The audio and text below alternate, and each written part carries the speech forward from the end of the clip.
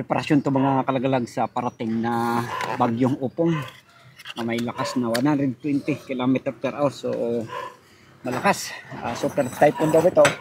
At ito nga, nangangamba tayo na ito ay matuloy bukas ng hapon, kaya kahit pa paano ay pinoprotektahan natin tong ating bahay kubo. Ito nga ay wala pang isang buwan, so kailangan kong lagyan ng mga kawad o alambre itong mga pinagpakuan ng ano dito sa may palikpik niya parte, kasi pag tinamaan to ng hangin siguradong sa lakas ng super typhoon na yan ay madadala tong ating ano. Pero kahit pa paano protektahan natin para hindi masayang yung mga pagawa ng gastos natin dito. So yan nga, yung hangin dito ay medyo lumalakas na, tumuulan na rin. Nakakatakot. Ninenervyos nga ako mga kalagalag sa totoo lang, kasi may tubi na rin tayo sa bagyo. Kasi noong nakaraang bagyong mas tumama dito sa amin, yung mas malakas, pinakahuli ay yung bagyong Ruming 2006. Halos yung kabahayan dito talaga ay nasalanta kaming lahat. Bumigay kasi yung flood control dito sa lakas ng baha. Pinasok kami ng tubig. Ang taas ng baha dito sa amin ay abot second floor yung bahay. Buti nga umaga nangyari yung bagyo, kaya walang nadisgrasya sa lugar namin dito. At yun nga, muntik na kami. Kung yun ay gabi, siguradong naubos kami lahat dito, kasi nandito na kami sa malapit sa ilog.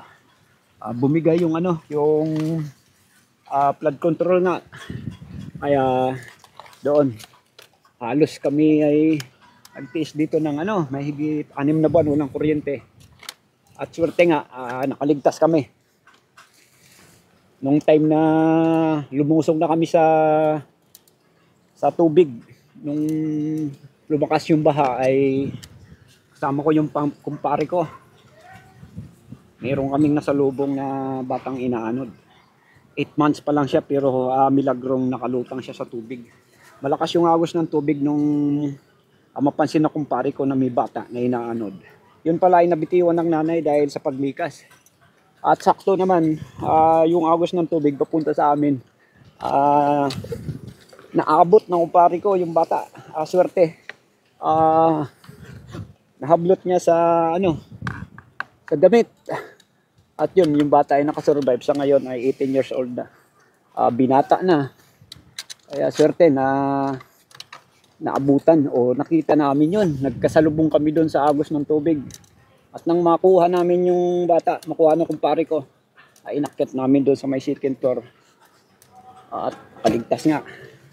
Buti hindi na tumaas pa yung mga tubig bahanon. Kasi isipin nyo, second floor ay talagang inabot kami.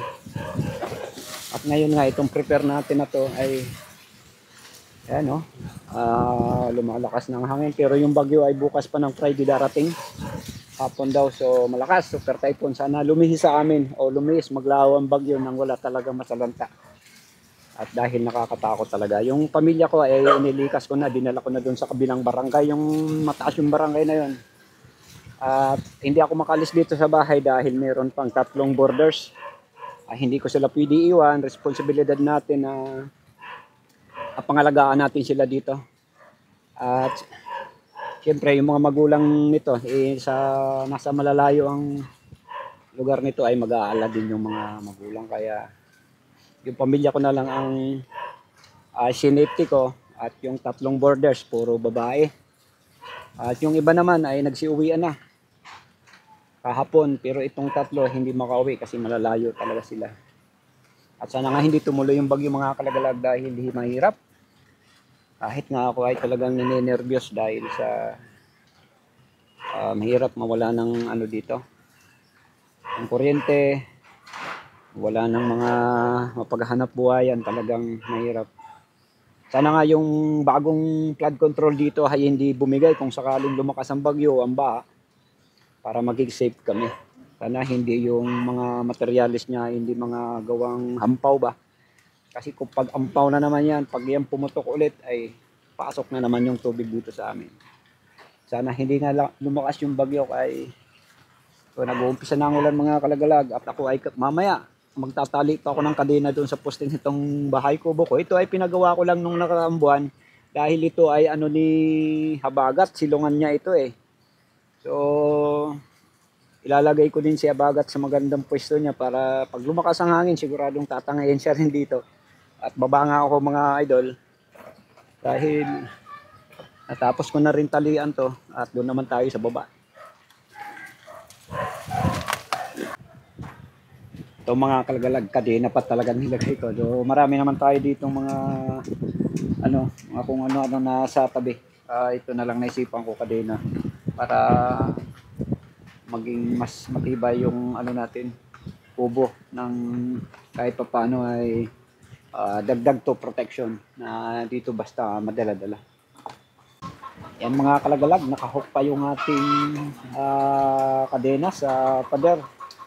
Ayan, para tumibay.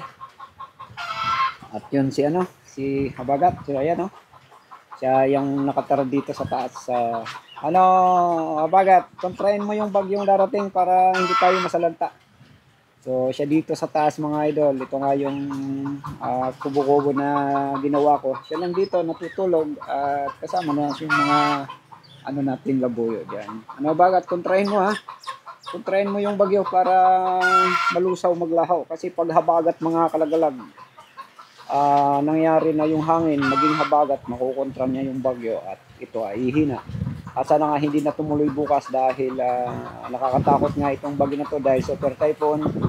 Dito sa amin sa Legazpi City, Albay, nagpaparamdam na yung ulan at hangin. Ayan, medyo malakas-lakas na ng konti.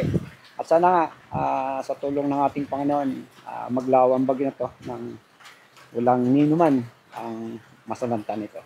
Kaya mga kalagalag, yan, si Habagat, yung ating panangga sa bagyo.